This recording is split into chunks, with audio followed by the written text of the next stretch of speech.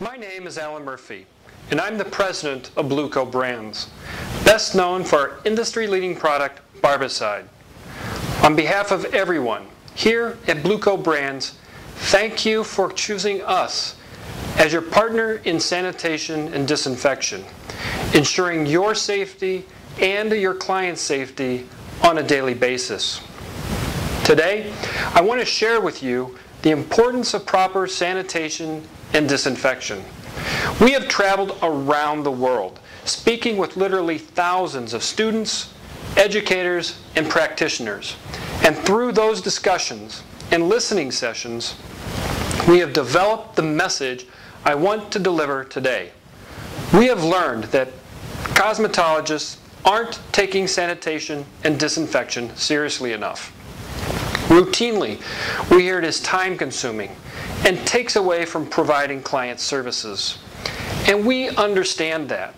That's why we are developing standard operating procedures and introducing new products reflecting today's demands of a busy, active, and successful establishment. We also hear that learning about proper sanitation and disinfection tends to be a boring topic, and we're working to address that as well. In fact, this presentation is an excellent example of how we are trying to deliver this information in a way that's quick, easy, and readily available, in a format the way you want it.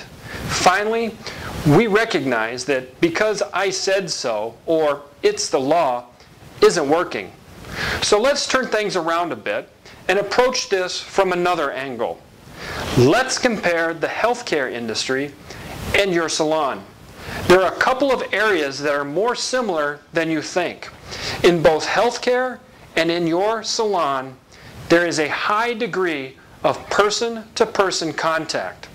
In fact, some have argued there is more person-to-person contact by you than a nurse. In both healthcare and your salon, there is unrestricted public access. Anyone can walk into an emergency room and get care, just as anyone can walk into your salon for a service. In fact, many salons have a sign in their window that reads, "Walk-ins welcome." Basically, they're saying, we have no idea where you've been, we have no idea who you've been with, or what you may have. But please, sit down in one of our chairs and let one of our cosmetologists touch you for the next 30 to 45 minutes. Unfortunately, that's where the similarities end. In healthcare, it is expected by both the provider and the patient that rubber gloves be worn. In your salon, the rubber gloves make your job more difficult, if not impossible. However, the biggest difference, and the one that can have the biggest impact, is access to a client or patient's medical history. Healthcare providers have full access to a patient's medical history. And as we all know, a trip to the doctor always begins by filling out a lengthy questionnaire, which we dutifully answer, regardless of how sensitive or personal the questions may be. In your salon, no such luck. I'm reminded of a conversation I had with a cosmetologist in Sioux Falls, South Dakota. After giving a presentation similar to this one, she approached me, and I could see she was upset. After a moment of hesitation, she shared with me a regular client of more than 15 years had recently died. And it wasn't until after her death she learned that this longtime client had hepatitis B. With this in comparison in mind, are you ready to take this topic a little more seriously? Are you willing to take a little more time out of your day to follow the proper operating procedures? Let's talk about what you need to do to better protect yourself and your clients. Start by following what is known in healthcare as universal precautions. Simply stated, this means assume everyone you come in contact with has something and you have something as well. With this in mind, how would you proceed? It's really very simple, and I can break it down into 2 simple steps. First, clean or sanitize. This is the first step to proper disinfection and removes the visible dirt and debris from the items or surfaces you intend to disinfect. This follows the basic principle that you cannot disinfect a dirty surface. The 2 products we offer for this first step include the iconic ShipShape comb and brush cleaner and our new ShipShape surface and appliance cleaner. Remember, cleaned but not disinfected. Disinfection is the next step. Every state requires the use of an EPA-registered hospital-grade disinfectant. Some states require the use of a product proven to be tuberculocidal, and some states do not. It's important to know what your state requirements are, and if you don't know or have any questions regarding your state's requirements, please feel free to contact us at any time. Barbicide is our EPA-registered hospital-grade disinfectant, and Barbicide Plus is our product that meets the tuberculocidal requirements. We also offer 2 other products that are EPA-registered hospital-grade disinfectants, and those include our Barbicide wipes and our classic clipper disinfectant, Clippercide. And that's a great lead-in to another important aspect of EPA-registered hospital-grade disinfectants. Read and understand the label. Follow the label's mixing instructions and maintain the label's required contact time. Contact time is defined by the amount of moist time, or how long the surface needs to remain wet via immersion, spray, or wipes. The amount of time required to kill all the pathogens listed on the label. Barbicide, Barbicide Plus, and Clippercide are 10 minutes, as are most of the other EPA-registered hospital-grade disinfectants, including the over-the-counter disinfectants you use at home. Are you doing this at home? Are you spraying your countertops and letting it stay wet for 10 minutes? Or are you just spraying and immediately wiping it up? Most likely not. The Barbicide wipes are unique in that their contact time is only 2 minutes for most pathogens and 3 minutes to be tuberculocidal. Again, in comparison, the over-the-counter wipes, the very wipes you may be using at home, can range anywhere from 5 to 10 minutes.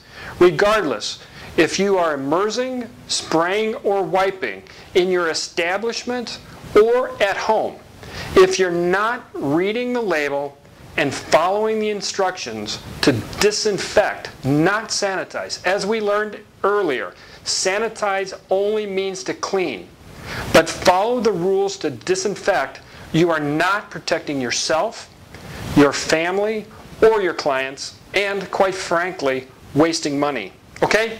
How am I doing? I certainly hope I'm not boring you, and given this is the first time I've ever tried doing something like this, you may be laughing, but that's okay. In the changing world we live today, I just want you to understand how important this subject is. So let's talk about what's changing. Let's talk about the 2 types of pathogens that are creating the most concern around the world: bacteria and viruses. Bacteria are single-cell microorganisms that can only be seen through a microscope. They thrive in warm, moist, dark places. And does that sound familiar? Are there areas you can identify within your salon that offer that type of environment? I would think a towel bin fits that description pretty well. A single bacteria cell can produce 16 million copies of itself in only 12 hours. So, back to the towel bin. If there's just 1 bacteria cell in that bin when you open your establishment at 9 a.m., by the time you close at the end of the day at 9 p.m., that 1 cell has made 16 million copies of itself. But really, that's not even half the concern. The really alarming aspect of bacteria is its ability to mutate, becoming difficult, if not impossible, to kill with today's antibiotics. These bacteria are known medically as multiple drug-resistant organisms, or MDROs. These include infections such as drug-resistant streptococcus, VRE, C. diff, and the most common and highest risk in your establishment, MRSA. According to the CDC, more people in the U.S. die every year from MRSA than AIDS. And if you think this is something that couldn't possibly affect you, you're wrong. Let me share a couple of examples. A gentleman in Ohio recently died of a MRSA infection on the back of his neck, contracted from a clipper. A young mother in Florida is scarred for life on her face from a MRSA infection contracted through the practice of double dipping during an eyebrow waxing. MRSA is now part of our everyday society, and because of that, I can assure you that every day someone walks into your salon carrying the MRSA bacteria. Do you remember the phrase, universal precautions? Assume that everyone has something? This is a perfect time to think of that. Now, let's talk about the other common type of pathogen, the virus. Viruses are disease-causing agents that are many times smaller than bacteria. They enter into healthy cells, grow to maturity, reproduce, often destroying the cell. Viruses thrive on hard, dry surfaces. So really, no surface in your salon is safe. Moist, wet, dark, hard, dry. Examples of viruses that are of particular concern would be the influenza virus or the flu virus, such as H1N1. Up to 20% of the U.S. population gets seasonal flu, with annual flu-related deaths greater than 48,000 individuals. Also, the human papillomavirus, HIV, hepatitis, and even the common cold. We've talked a lot about what we know, but sometimes we don't know what we don't know. Like the cosmetologist in South Dakota and her story that I shared with you earlier. So let's take the last few minutes to discuss the high-risk client and the types of things to look for that put these clients at risk. Typically, these clients could have an immune system impaired by medication or disease, or have had a surgical or medical intervention. This would include diabetics, those undergoing chemotherapy, breast cancer survivors, and in the case of my own father, those who have received the gift of life through an organ transplant. The high-risk client can be someone who doesn't even realize themselves that they are at a higher risk. They're harboring a virus that is currently inactive, or they have an illness that is undiagnosed. Those who have traveled outside the country recently, and those who are in a high-risk occupation, such as a nurse, are all potential high-risk clients. But again, it falls to being committed to the universal precaution statement and following the basic standard operating procedures of sanitation and disinfection. Let me close by sharing with you and recapping the rules to live by at both work and home. First, clean and disinfect for every client, every time. Maintain an adequate stock of your favorite disinfecting products. And of course, I trust that your list includes Barbicide or Barbicide Plus where required, Clippercide, Barbicide wipes, as well as maintaining a stock of your cleaning supplies, ShipShape comb and brush cleaner, and ShipShape surface and appliance cleaner.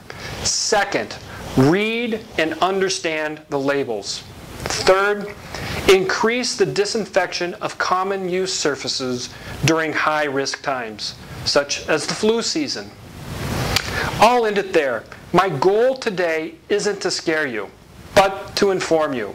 Rest assured, if you follow these 3 simple rules, you will be providing a safe environment for yourself and for every client, every time.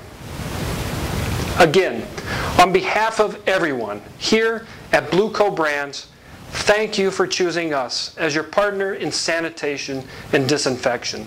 Please feel free to contact us at any time if you have any questions. You can reach us at 1-800-222-8160 or via the web at www.barbicide.com. Follow us on Twitter and like us on Facebook. Now go out and make it a successful, healthy day for you, your clients, and the ones you love. Thanks for listening.